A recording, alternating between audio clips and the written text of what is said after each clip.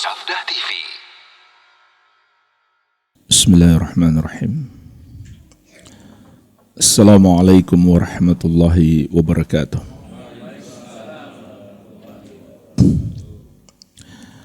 Alhamdulillahi hamdan katsiran tayyiban mubarakan fih mubarakan alaih kama yuhibbu rabbuna wa yardah.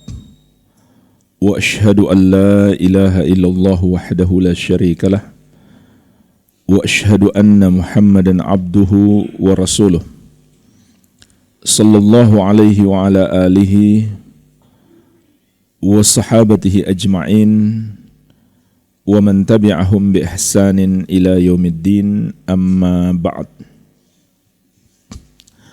Fa ikhwani fid din wa akhwati fillah, kaum muslimin wal muslimat rahimani wa rahimakumullah. Semoga Allah Subhanahu wa taala senantiasa mencurahkan rahmatnya kepada kita sekalian. Kita lanjutkan insyaallah taala pembahasan kitab At-Tauhid, memasuki bab yang membahas tentang kewajiban beriman kepada nama-nama dan sifat Allah Subhanahu wa ta'ala. Ini bagian dari tauhid, yaitu tauhidul asma was sifat.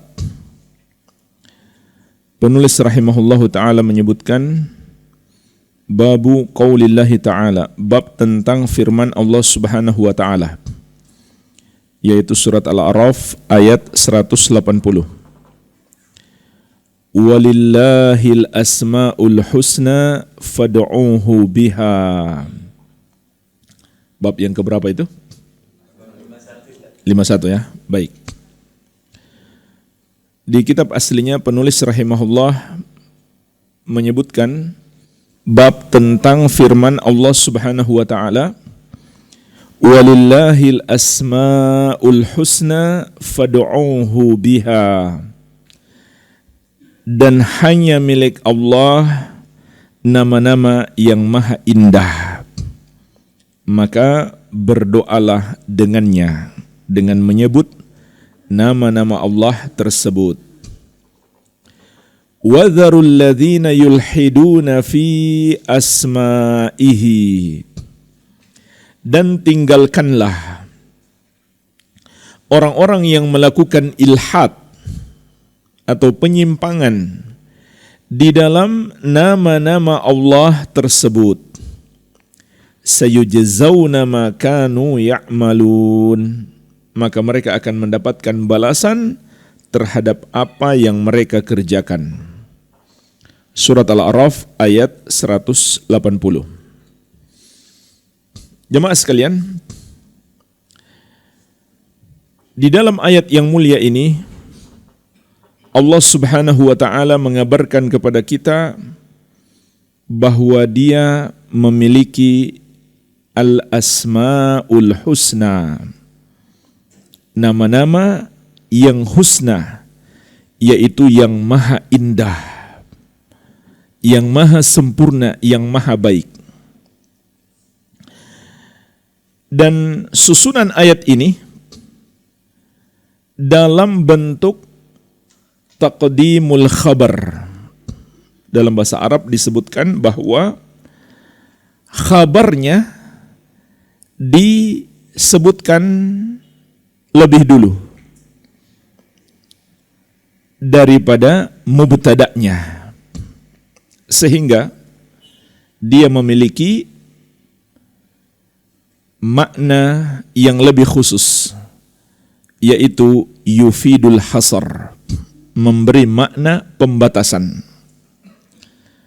Oleh karena itu kalau kita terjemahkan walillahil asma'ul husna, artinya adalah hanya milik Allah nama-nama yang maha indah. Hanya milik Allah nama-nama yang maha indah. Artinya selain Allah tidak memiliki nama-nama ini. Jadi karena khabarnya dikedepankan daripada mubtada'nya, sehingga memiliki makna pembatasan. Oleh karena itu dalam ayat ini terkandung tauhidul asma was sifat. Kita mentauhidkan Allah dalam nama-nama dan sifat-sifatnya. Walaupun sebagian nama Allah boleh dinamakan kepada makhluk, tapi tentu sifat yang terkandung di dalamnya tidak sama antara sifat Allah dan sifat makhluk.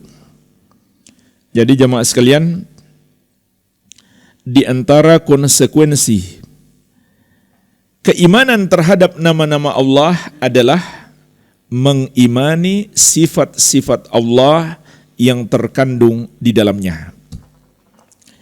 Karena tentu kita meyakini nama-nama Allah itu mengandung makna. Makna yang terkandung di dalamnya adalah sifat Allah. Tidak seperti manusia. Mungkin namanya sangat indah, sangat bagus, tapi sifat yang terkandung dalam nama itu tidak terdapat pada diri orang tersebut. Namanya bagus sekali Muhammad, tetapi akhlaknya buruk misalkan. Dia tidak memiliki sifat yang terkandung di dalam namanya. Tentu Allah tidak seperti makhluk. Allah memiliki nama-nama yang maha indah dan memiliki pula sifat-sifat yang terkandung di dalam nama-nama Allah tersebut. Oleh karena itu beriman kepada nama-nama Allah itu sudah mencakup keimanan terhadap sifat-sifat Allah Subhanahu wa ta'ala.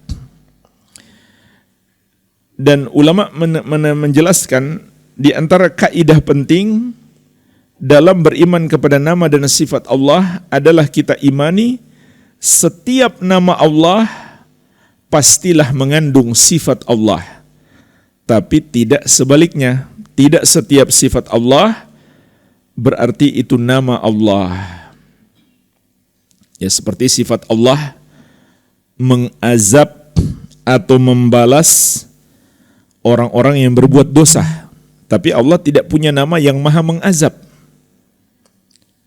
Allah juga punya nama, punya sifat murka kepada orang-orang yang berbuat dosa. Tapi Allah tidak punya nama yang maha murka.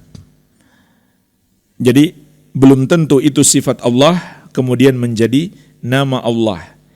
Tapi semua nama Allah terkandung padanya sifat Allah Subhanahu wa ta'ala. Sebagaimana akan kita sebutkan insyaallah nanti contoh-contohnya. Jadi kita bisa memetik dari ayat ini walillahil asmaul husna. Di dalamnya mengandung pembatasan. Hanya Allah pemilik nama-nama yang maha indah dan sifat-sifat yang terkandung di dalamnya, sehingga kita wajib mentauhidkan Allah di dalam nama-namanya dan sifat-sifatnya. Kemudian Allah perintahkan kepada kita untuk berdoa dengannya, dengan nama-nama Allah tersebut. Kata Allah, fad'uuhu biha, maka berdoalah dengan nama-nama Allah tersebut. Jemaah sekalian, bagaimana caranya berdoa dengan nama-nama Allah? Maka doa itu ada dua macam. Doa itu ada dua macam. Ini sudah kita bahas dari bab belasan ini, bab 13 kalau tidak salah. Tentang dua macam doa. Doa itu ada dua macam. Yang pertama doaul ibadah. Yang kedua doaul mas'alah. Doa ibadah dan doa permintaan. Doa ibadah artinya apa? Semua amal ibadah yang kita kerjakan, hakikatnya itu adalah doa. Semua amal ibadah yang kita kerjakan, hakikatnya itu adalah doa. Karena dengan amal ibadah tersebut, kita mengharapkan rahmat dan ampunan Allah Subhanahu wa ta'ala. Maka, bagaimana caranya kita beribadah kepada Allah dengan nama-nama Allah? Caranya adalah kita amalkan konsekuensi daripada nama-nama Allah tersebut. Kita amalkan konsekuensinya. Contoh, Allah memiliki nama As-Sami' yang maha mendengar. Maka konsekuensinya apa? Kita tidak mengucapkan kecuali yang Allah ridhoi. Selalu kita hadirkan dalam hati kita, sebelum kita berkata, ini ucapan saya Allah dengarkan, maka saya tidak akan mengucapkan apa yang dapat membuat Allah murka. Ini contoh pengamalan nama Allah As-Sami'. Amalkan konsekuensi yang terkandung di dalamnya. Ini arti daripada ayat. Nama Allah Al-Basir, yang maha melihat. Maka hadirkan dalam hati kita, sebelum kita melakukan apapun, ini Allah sedang lihat. Ini Allah sedang melihat kita. Sehingga kita tidak melakukan kecuali yang Allah ridhoi. Bayangkan jemaah sekalian, kalau kita betul-betul mengamalkan ini, kita benar-benar akan terjaga dari perbuatan maksiat. Setiap kita mau mengatakan apapun, kita hadirkan dalam diri kita Allah As-Sami' yang maha mendengar. Maka kita pun berhati-hati dalam berbicara. Setiap kita mau melakukan apapun, kita hadirkan dalam hati kita Allah Al-Basir yang maha melihat. Maka kita tidak melakukan apa yang membuat Allah murka. Nama Allah Ar-Rahman yang maha penyayang. Konsekuensinya apa? Kita berusaha mencari kasih sayang Allah. Karena Allah tidak menyayangi begitu saja. Allah menyayangi dengan sebab-sebab. Yaitu dengan kita melakukan amalan-amalan yang Allah ridhoi. Dan menjauhi sebab-sebab kemurkaan Allah subhanahu wa ta'ala. Baik, ini cara yang pertama. Maksud ayat ini, berdoalah kepada Allah dengannya, dengan nama-nama Allah, yaitu beribadah dengan mengamalkan konsekuensi dari setiap nama Allah subhanahu wa ta'ala. Maka dari sini kita pun paham pentingnya mempelajari nama-nama Allah subhanahu wa ta'ala agar kita bisa mengamalkan konsekuensinya. Dan di antara buku terbaik untuk menjelaskan nama-nama Allah secara detail adalah kitab Fiqhul Asma'il Husna yang disusun oleh Asy-Syekhul Allamah Profesor Dr. Abdul Razak Al-Badar hafizahullahu taala. Ini buku yang sangat bagus untuk dipelajari. Baik, ini makna doa yang pertama. Makna doa yang kedua, doaul mas'alah, doa permohonan. Ada sesuatu yang kita minta kepada Allah. Inilah makna doa yang umum diketahui. Doa permintaan. Ada sesuatu yang kita minta kepada Allah subhanahu wa ta'ala. Gimana caranya mengamalkan nama-nama Allah dalam permintaan kita? Caranya adalah dengan bertawassul. Menyebut nama-nama Allah dan juga sifat-sifatnya dalam doa kita. Contoh, doa Rasulullah SAW, Ya Hayyu Ya Qayyum birahmatika astaghitsu aslih li sya'ni kullahu wa la takilni ila nafsi tarfata ain. Ini doa yang luar biasa.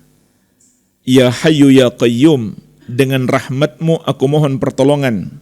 Perbaikilah semua urusanku dan jangan engkau biarkan aku sendiri tanpa mendapatkan pertolongan darimu walau hanya sekejap mata.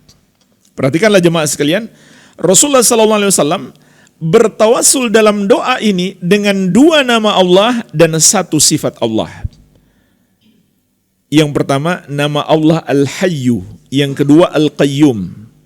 Al-Hayyu yang maha hidup, Al-Qayyum yang maha berdiri sendiri serta terus-menerus mengurus makhluknya. Nah, cara bertawassulnya bagaimana? Tambahkan huruf ya dan alif di awal. Ya, itu huruf memanggil, harfun nida. Kemudian alif lamnya dibuang. Tadinya kan Al-Hayyu dan Al-Qayyum.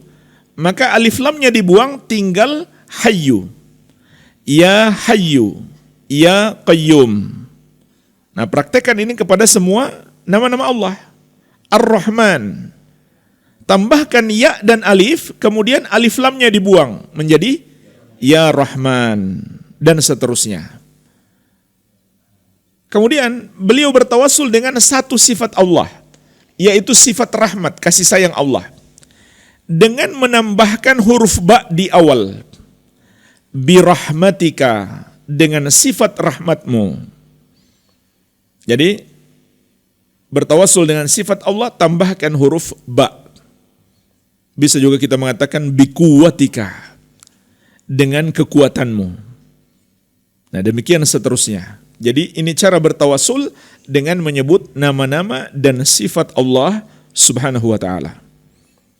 Ulama juga menjelaskan hendaklah kita sesuaikan antara nama Allah dan permintaan kita.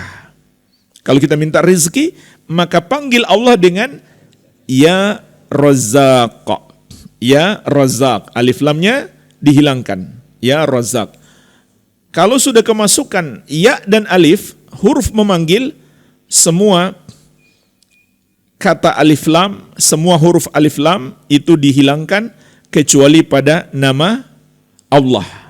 Nah, itu sudah nggak bisa dihilangkan lagi. Allah, kemasukan huruf ya dan alif di awal tetap dibaca ya Allah. Ya.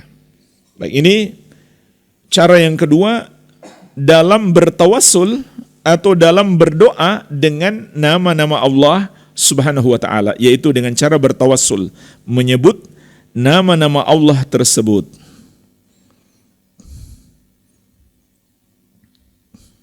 Jadi ini makna perintah berdoa dengan nama-nama Allah dalam surat Al-A'raf ayat 180. Dan ini juga yang terkandung dalam hadis Abu Hurairah radhiyallahu anhu yang diriwayatkan Al-Bukhari dan Muslim, hadis yang masyhur. Rasulullah sallallahu alaihi wasallam bersabda, "Inna lillahi tis'atan wa tis'ina isman. Man ahsaha dakhalal jannah." Inna lillahi tis'atan wa tis'ina isman. Man ahsaha dakhalal jannah. Sesungguhnya Allah memiliki nama-nama yang maha indah. Barang siapa melakukan ihsa padanya, maka dia akan masuk surga. Ini banyak orang terjemahkan, Allah memiliki nama-nama yang maha indah, barang siapa menghafalnya, maka dia akan masuk surga. Padahal makna ihsa dalam hadis ini bukan sekedar menghafal, tapi mencakup 3 makna. Yang pertama, mengetahui ilmu tentang lafaz dan maknanya. Ini maknanya. Sudah termasuk di situ menghafal. Kita tahu ilmunya, kita pelajari lafaz dan maknanya, termasuk di dalamnya menghafalnya. Yang kedua, berdoa dengan menyebutnya, yaitu dalam doaul masalah, doa permintaan. Yang ketiga, beribadah dengan mengamalkan konsekuensinya. Ini 3 makna ihsa yang disebutkan dalam hadis tadi, sebagaimana dijelaskan oleh Syekh Ibnu Utsaimin rahimahullah. Jadi arti hadis, man ahsaha dakhalal jannah. Sesungguhnya Allah memiliki 99 nama. Barang siapa melakukan ihsa padanya, dia akan masuk surga. Makna ihsa di situ bukan sekedar menghafalnya saja, akan tetapi memahami ilmunya, baik lafaznya maupun maknanya, kemudian berdoa dengannya, kemudian mengamalkan konsekuensinya.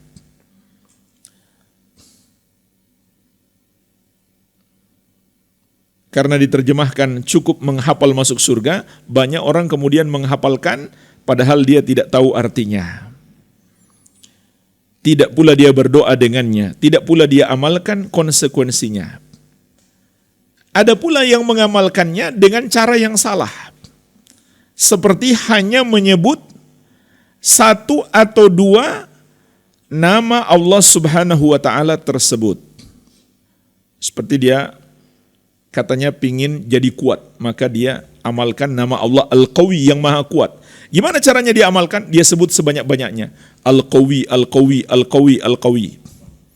Nah ini tidak ada contoh dari Rasulullah Sallallahu Alaihi Wasallam cara berdoa atau berzikir seperti itu. Tidak ada dalam syariat berzikir dengan lafaz mufrad atau satu nama Allah Subhanahu wa taala.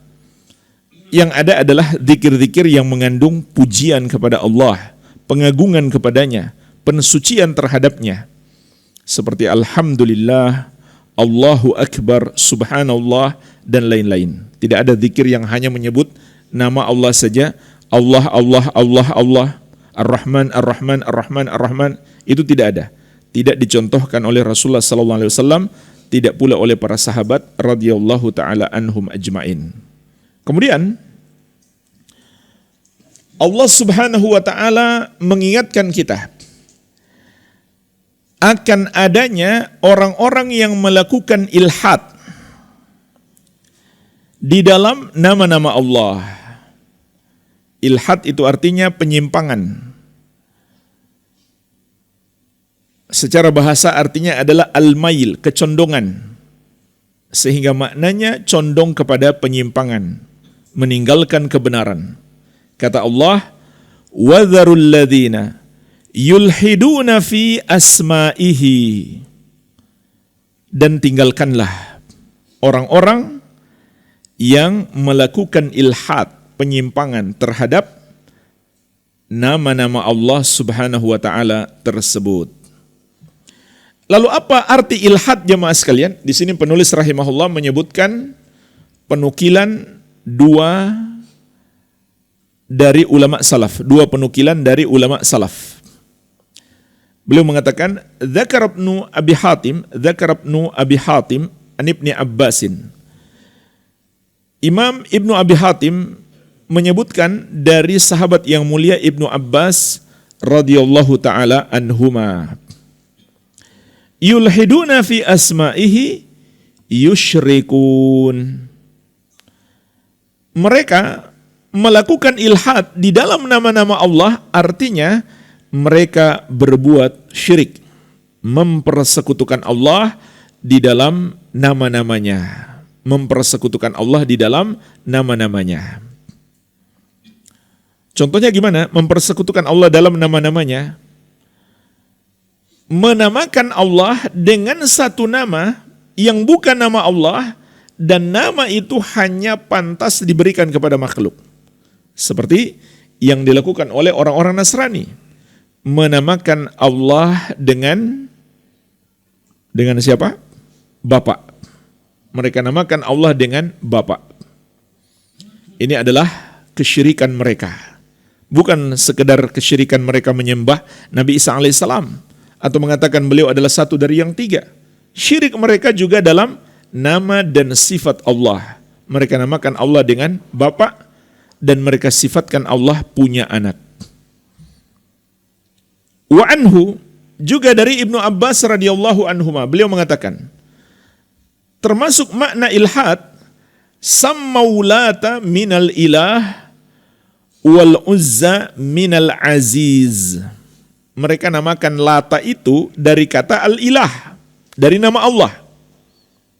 Dan al-uzza dari nama Allah al-aziz. Jadi mereka ambil dari nama Allah untuk diberikan kepada berhala. Mereka namakan nama Allah kepada berhala, tapi mereka rubah menjadi bentuk mu'annatsnya.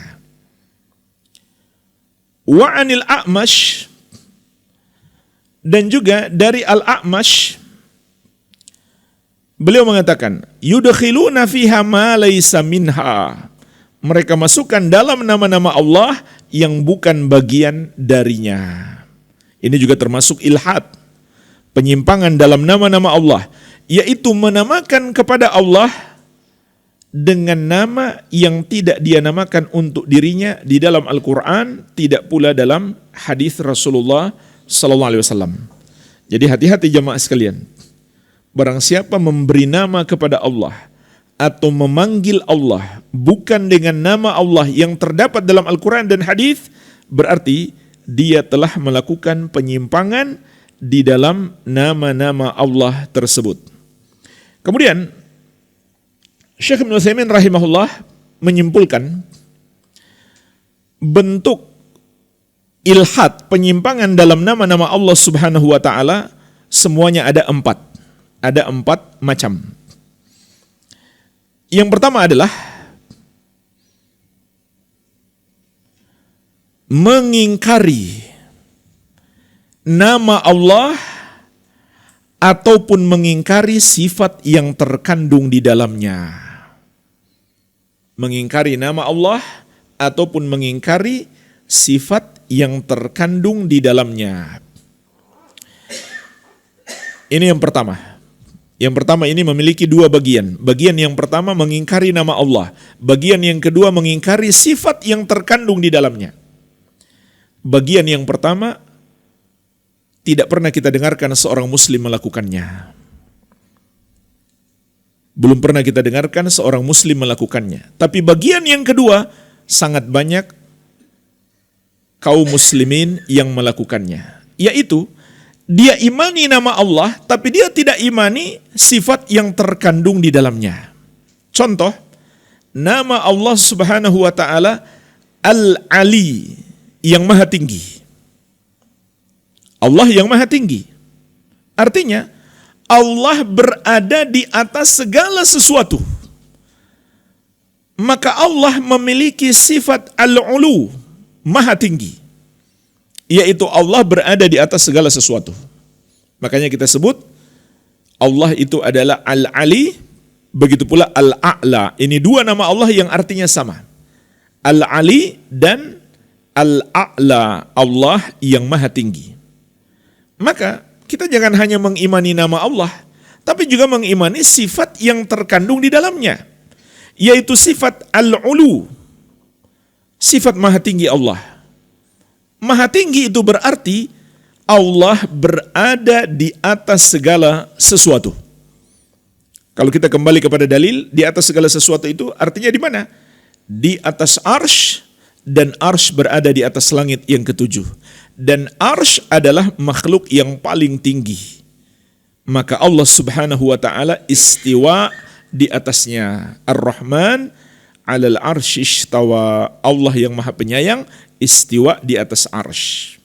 Salah satu buku terbaik yang menjelaskan tentang sifat maha tinggi Allah ini adalah kitab Al-Ulu lil Aliyyil Ghaffar. Al-Ulu lil Aliyyil Ghaffar yang ditulis oleh Imam Az-Zahabi. Imam Az-Zahabi, beliau menukil dalam kitab ini ayat-ayat dan hadis ditambah dengan nukilan kesepakatan ulama. Jadi hal ini nggak ada perbedaan pendapat ulama. Beliau sebutkan di situ banyak sekali nukilan kesepakatan ulama salaf. Sejak zaman sahabat sampai beliau hidup di abad ke-7 atau ke-8 Hijriah, ulama ahli sunnati wal jamaah itu sepakat, tidak ada perbedaan pendapat atas penetapan sifat ulu bagi Allah Subhanahu wa taala. Al-Ulu lil Aliyyil Ghaffar karya Imam Az-Zahabi. Dan uniknya Imam Az-Zahabi rahimahullah, hari ini saya tidak mendengar orang-orang yang mencela ulama ahli sunnah dengan sebutan Wahabi, pembawa akidah baru karena mengatakan Allah di atas arsy. Tapi mereka tidak pernah mencela Imam Az-Zahabi. Karena mereka tahu Imam Az-Zahabi adalah imam besar yang diakui seluruh ulama Islam, dan beliau secara fikih bermadzhab Syafi'i. Dan Al-Hafidz Ibnu Hajar, imam besar ahli sunnah bermadzhab Syafi'i yang juga diakui oleh seluruh kaum muslimin, termasuk golongan Asy'ariyah dan Maturidiyah. Mereka mengakui keilmuan Ibnu Hajar, bahkan mereka menjadikan beliau sebagai rujukan. Sebagaimana mereka mengakui Imam Az-Zahabi sebagai rujukan mereka. Nah, Imam Ibnu Hajar dalam kisah yang masyhur, beliau pernah berdoa agar hafalan beliau bisa seperti Imam Az-Zahabi. Jadi beliau sangat mengagumi Imam Az-Zahabi. Dan beliau meringkas beberapa kitab yang ditulis oleh Imam Az-Zahabi, terutama terkait dengan ilmu hadis. Ini luar biasa.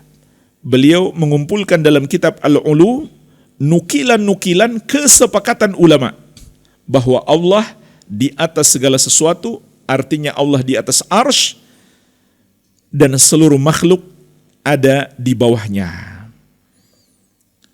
Begitu pula Imam Ibnul Qayyim dalam kitab beliau Ijtima'ul Juyush Al-Islamiyah. Ini juga kitab yang mengumpulkan nukilan-nukilan kesepakatan ulama salaf atas keimanan terhadap sifat-sifat Allah tanpa melakukan takwil padanya. Tanpa melakukan takwil padanya. Jadi orang yang mengingkari sifat Allah itu kan ada dua macam. Orang yang mengingkarinya dan orang yang menakwilkannya. Yang mengingkari itu sedikit. Hampir tidak ada seorang muslim yang tegas-tegas mengingkari sifat-sifat Allah. Tapi yang menakwilkan itu sangat banyak. Padahal tidak ada satupun ulama salaf dari kalangan sahabat itu menakwilkan sifat-sifat Allah. Makanya mereka tidak mengatakan ini akidah sahabat. Mereka paling mengatakan ini akidah Asy'ariyah atau Maturidiyah. Atau lebih tinggi lagi sanadnya kepada Mu'tazilah. Atau yang paling tinggi sanadnya kepada Jahmiyah. Mereka tidak mengatakan ini akidah sahabat. Mereka menakwilkan Allah di atas arsy, maksudnya bukan di atas beneran, tapi Allah berkuasa di atas arsy. Bukan Allah berada di atas arsy, tapi Allah menguasai arsy. Itu penakwilan mereka. Lalu Allah ada di mana? Mereka terbagi menjadi dua. Sebagian mengatakan Allah di mana-mana. Sebagian mengatakan Allah tidak di mana-mana. Maka akidah mereka ini tidak pernah mereka mengatakan ini akidah sahabat Nabi Muhammad SAW. Mereka nggak mungkin mengatakan seperti itu karena nggak ada buktinya. Tidak ada satupun bukti ilmiah dengan sanad yang sahih sahabat mengatakan seperti itu. Itu ucapan baru yang mereka ada-adakan.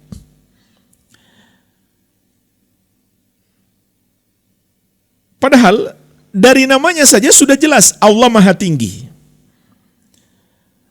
Kalau kita katakan Allah tidak di mana-mana, berarti bukan Maha Tinggi. Maha tidak di mana-mana. Kalau kita katakan Allah di mana-mana, berarti bukan Maha Tinggi, berarti Maha di mana-mana. Jadi ini contoh penyimpangan dalam nama Allah Subhanahu wa taala. Mereka imani Allah memiliki nama Al-Ali dan Al-A'la yang artinya yang Maha Tinggi, tapi mereka tidak mengimani sifat yang terkandung di dalamnya. Dan perhatikan ayat ini jemaah sekalian, Allah memerintahkan kita, وَذَرُوا الَّذِينَ يُلْحِدُونَ فِي أَسْمَائِهِ, dan tinggalkanlah orang-orang yang melakukan penyimpangan dalam nama-nama Allah tersebut. Artinya jangan dekati mereka. Jangan jadikan sebagai teman dekat, apalagi diangkat sebagai guru. Baik, ini makna penyimpangan atau al-ilhad yang pertama, yaitu mengingkari nama Allah atau mengingkari sifat yang terkandung di dalamnya. Sebagai pelengkap, makna ketinggian Allah itu mencakup 3 makna. Yang pertama, uluwudzat, ketinggian sifatnya. Ketinggian zatnya, yaitu Allah berada di atas segala sesuatu. Yang kedua, uluwul qadar, yaitu tinggi kemuliaannya. Maka Allah adalah yang paling mulia. Yang ketiga, uluwul qahar, yang artinya tinggi kekuasaannya. Maka Allah adalah yang maha kuasa. Ini 3 bentuk ketinggian Allah. Sebagian ulama meringkas menjadi 2. Yang pertama, uluwudzat, tingginya zat Allah. Yang kedua, uluwus sifah, ketinggian sifat Allah. Nah, ini sudah mencakup uluwul qadar dan uluwul qahar, ketinggian semua sifat Allah yang maha mulia dan kekuasaan Allah. Nah, yang pertama itulah yang banyak diingkari oleh sebagian kaum muslimin. Ulu adzat, ketinggian zat Allah di atas segala sesuatu. Dan sebab mereka mengingkari karena mengandalkan akal mereka. Karena menurut akal mereka jika Allah di atas arsy berarti butuh kepada arsy. Ini logika dalam akal mereka. Ini logika yang sempit. Karena jemaah sekalian, jangankan Allah di atas arsy, makhluk pun ada yang berada di atas yang lain, tapi ternyata yang di atas tidak membutuhkan yang di bawah. Contoh apa? Langit. Kita sebut langit di atas bumi. Nggak ada yang mengatakan langit sejajar dengan bumi. Atau langit itu ada di mana-mana. Tidak ada. Semua mengatakan langit di atas bumi. Tapi ternyata langit tidak membutuhkan bumi. Langit tidak pula bersentuhan dengan bumi. Ini antara makhluk dengan makhluk. Sesuatu berada di atas yang lain, tapi yang di atas tidak membutuhkan yang di bawah. Namun logika mereka mengatakan, jika Allah di atas, berarti, jika Allah di atas arsy, berarti butuh kepada arsy. Ini logika yang sangat sempit. Karena apa? Mereka serupakan, mereka kiaskan Allah dengan manusia. Manusia, kita berada di atas kursi karena kita butuh kursi itu. Kita berada di atas karpet karena kita butuh karpet. Bukan karpet yang butuh kita. Maka ini bahaya, mengkiaskan Allah dengan makhluk, akhirnya menolak sifat-sifat Allah subhanahu wa ta'ala. Jadi akar dari penolakan dan penakwilan terhadap sifat Allah dengan penakwilan yang batil itu, karena dalam benak mereka, mereka sudah samakan Allah dengan makhluk. Mereka samakan Allah dengan manusia. Kalau manusia di atas kursi, berarti butuh kepada kursi. Maka logika mereka, jika Allah di atas arsy, berarti butuh kepada arsy. Jadi mereka samakan dulu Allah dengan makhluk dalam benak mereka. Kemudian mereka ingkari sifat Allah tersebut. Walaupun mengingkarinya dengan cara yang halus, yaitu dengan cara ditakwilkan. Tapi kemudian mereka menuduh orang lain yang menyerupakan Allah dengan makhluk, padahal mereka yang melakukannya. Nah, inilah bahaya penyimpangan dari akidah para sahabat Nabi Muhammad sallallahu alaihi wasallam. Baik, kemudian yang kedua kata Syekh, menamakan untuk Allah dengan nama-nama yang tidak Allah namakan untuk dirinya. Seperti yang disebutkan oleh Ibnu Abbas radhiyallahu anhuma tadi.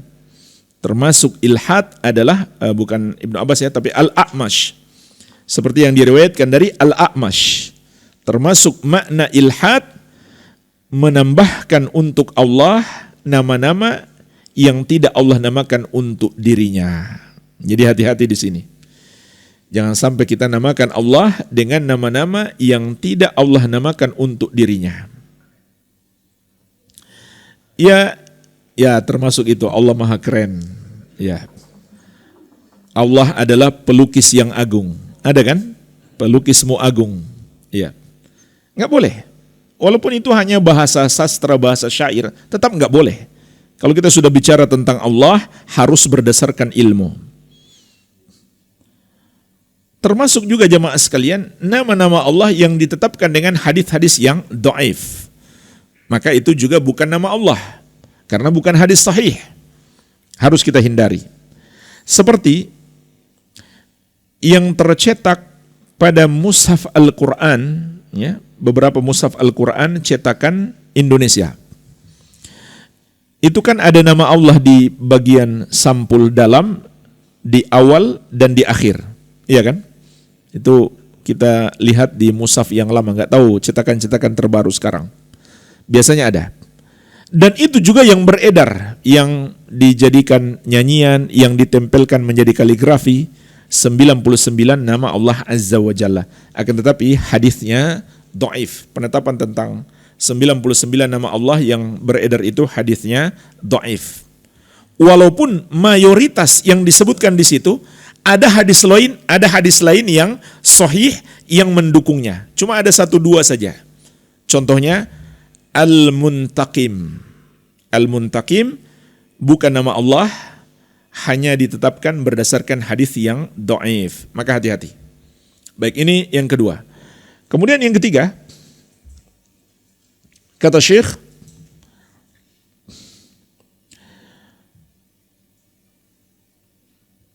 menjadikan nama Allah untuk menunjukkan kepada makna tashbih, penyerupaan dengan makhluk. Menjadikan nama Allah atau menjadikan sifat yang terkandung dengan dalam nama Allah tersebut dengan sesuatu yang menunjukkan adanya penyerupaan antara Allah dengan makhluk. Ya, seperti seorang mengimani nama Allah As-Sami yang maha mendengar, sedangkan makhluk juga mendengar. Lalu dia kemudian mengatakan berarti Allah dan makhluk sama. Nah, ini sudah jelas-jelas termasuk penyimpangan. Allah Al-Basir yang maha melihat, makhluk juga melihat, berarti Allah dan makhluk sama. Maka ini jelas adalah penyimpangan, karena Allah Azza wa Jalla menegaskan laisa kamitslihi syai'un wa huwas samiul basir dalam surat Asy-Syura ayat ke-11. Tidak ada yang serupa dengan Allah dan Allah maha mendengar lagi maha melihat. Jadi ini penyimpangan yang ketiga, menjadikan nama Allah untuk menunjukkan kepada makna at-tashbih, penyerupaan antara Allah dengan makhluk. Kemudian yang keempat, mengambil pecahan nama Allah, pecahan kata dari nama Allah untuk dinamakan kepada sesembahan selain Allah. Inilah yang disebutkan oleh Ibnu Abbas tadi. Mereka menamakan Lata itu dari Al-Ilah. Mereka menamakan Uzza dari Al-Aziz, nama Allah. Mereka menamakan Manat dari Al-Mannan. Al-Mannan artinya yang maha memberi. Jadi ini perbuatan orang-orang musyrik dahulu. Mereka namakan kepada patung-patung mereka pecahan kata dari nama Allah Subhanahu wa ta'ala. Kemudian jemaah sekalian, yang terakhir dari ayat ini, Allah Subhanahu wa ta'ala mengingatkan kita, sayujazawna ma kanu ya'malun.